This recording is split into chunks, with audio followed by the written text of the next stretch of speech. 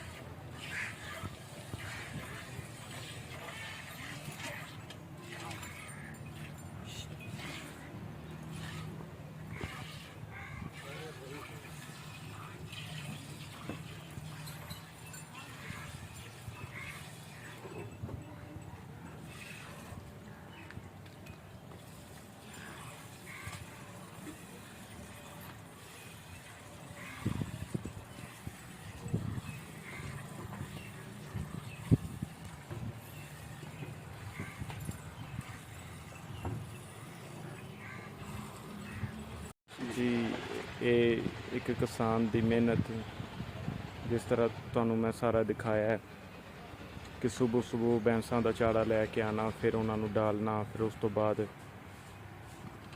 भैंसा का दूध निकालना। यह काम बहुत मुश्किल है, मेहनत करके ते हक हलाल दी रोटी इस तरह किसान भाई एक हक हलाल दी कमाई कमाते हैं।